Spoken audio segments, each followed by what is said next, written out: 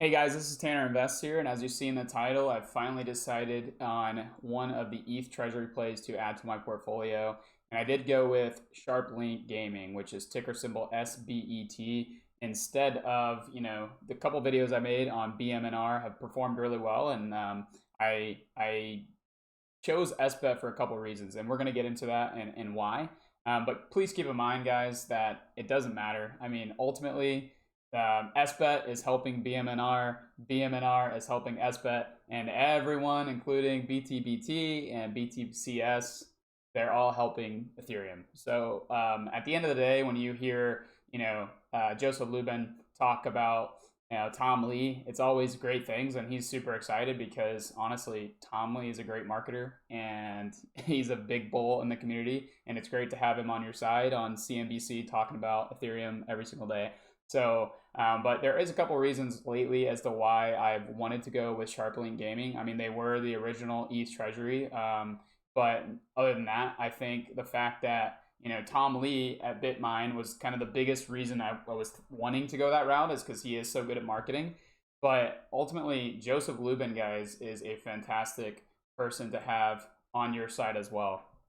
So those who don't know, I'm going to zoom in here a little bit. Joseph Lubin is the co-founder of Ethereum, the founder of Consensys, which is the product owner of one of the most popular wallets called MetaMask out there, as well as they have their own layer 2 called Linea that is actually about to get fully integrated within to the Ethereum blockchain and will be actually tokenized here soon as well, which I'm going to show you a video on that, which I think is one of the reasons I'm really excited about this project. But also, guys, if you don't know, this week they added a new co-CEO. Now, I think having a co-CEO is kind of silly. I think you should just have a CEO and maybe a COO, for example. But Sharplink now has two CEOs, and no, Joseph Lubin is the chairman.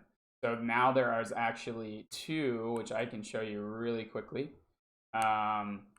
This is the management team.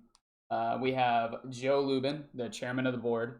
We have Rob Fyfian, the co-founder, which he's very experienced and was also, he's been the CEO of Sharplink Gaming since 2019. And then we have a lot of people from Consensys, because Joe Lubin's from Consensys, so a lot of people just hopped over to Sharplink Gaming. But this new hire, Joe Chalem, I don't know if I'm actually saying that correctly, but to me is pretty dang bullish, guys, because Joe Chalem, the new CEO, was the head of digital asset strategy at BlackRock. So BlackRock kind of runs the financial world, and the fact that you're getting a guy that was such high up as one of the managing partners at BlackRock, you know that you're getting someone that's really well connected, that knows how to raise money, knows how to raise capital, and ultimately he was the guy who started IBIT, which is the #1 Bitcoin ETF in the whole world, and then he also started the #1 Ethereum ETF in the entire world. So you have IBIT and ETH were both, spearheaded by this guy. So that is super bullish, guys. The fact that you're getting a CEO that knows what he's doing and is willing to leave BlackRock at such a high position to go over and get on board with Sharplink Gaming is pretty incredible. So here is a tweet. The guy just made a X account, but he already has about 5,000 subs or followers. But this is a tweet. He said, after 20 years at BlackRock and helping to lead its digital asset strategy, I'm beginning a new chapter. I've joined Sharplink Gaming as co-CEO. Here's why. At BlackRock, I helped launch these different ETFs. We didn't talk about just digital assets. We bridged TradFi and crypto. And then now I'm joining Sharplink Gaming, a company led by Joseph and built on the clear belief that Ethereum is becoming the foundation of global finance. I couldn't agree more. Stablecoins, tokenization or tokenized assets, AI agents are all moving on chain, and it's happening on Ethereum. That's where the future is being built. Sharplink is already one of the largest corporate holders of Ethereum, Our goal is not only to hold ETH, but to activate it using native staking, restaking, and Ethereum-based yield strategies, all to increase the value of treasuries and create long-term shareholder value.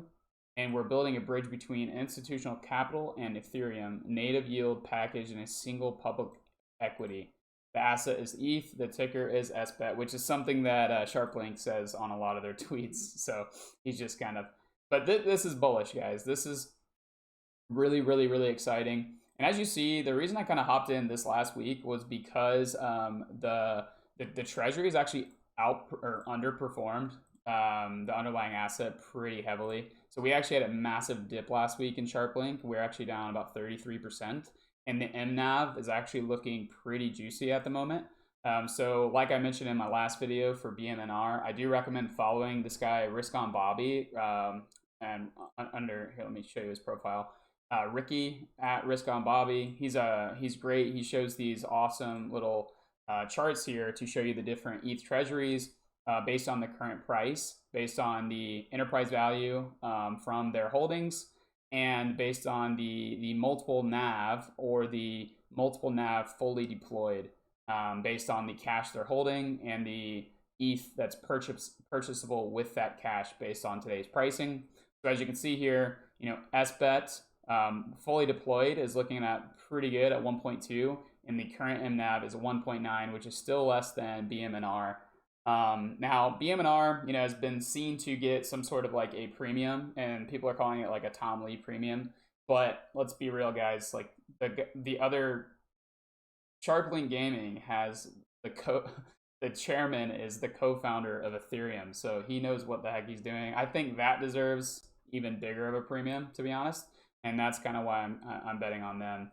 But like I said, doesn't matter, because if I went with BMNR, if I went with Sharplink, if I went with just ETH, they're all going to be winners if ETH does well. So ultimately, we're all rooting on Ethereum. And guys, I highly, highly recommend checking out this. So if you go to Consensys' website, which is Joe Lubin's company, they have this Trustware report where they're saying, ETH should be the new Trustware. So there's hardware, you have software out there. They think that Ethereum is going to be the next Trustware, because you need trust to be able to send transactions with completely decentralized. So right now you have players like Visa, MasterCard, Discover, Amex, where these players are rolling the processing world at a very high expense.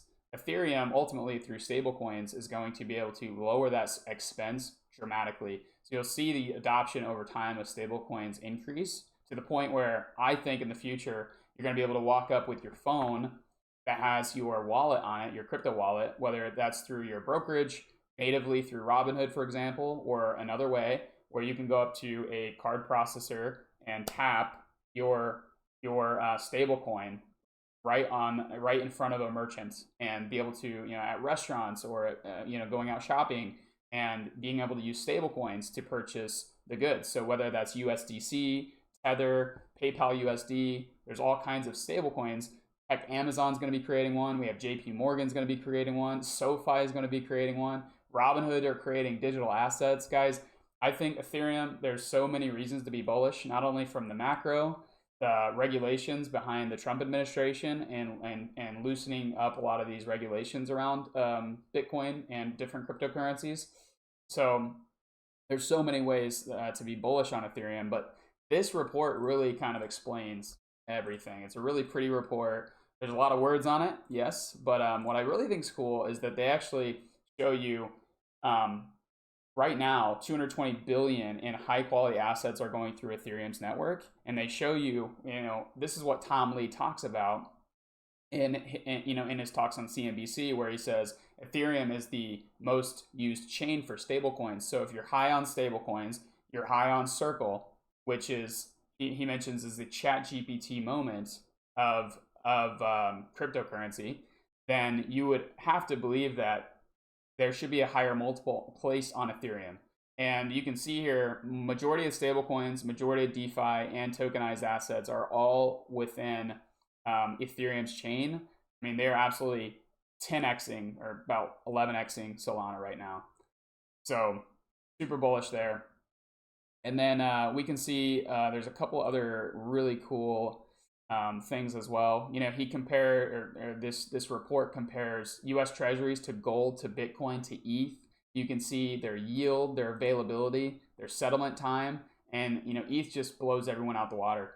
I mean, that's one really cool thing about Ethereum compared to MicroStrategy and Michael Saylor's play is that when you have a ton of Bitcoin, you can't really do anything with it. It kind of just sits on your balance sheet.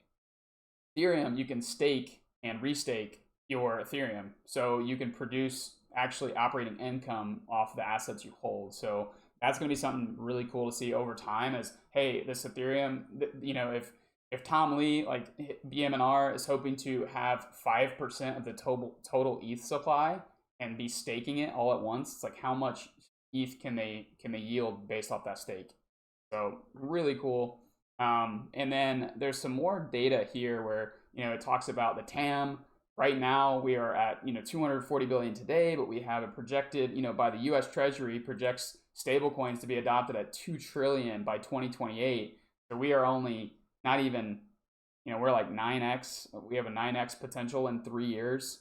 And then further down in this report, they actually show you all these really cool graphs here, and they show you actually their projections of simulated returns.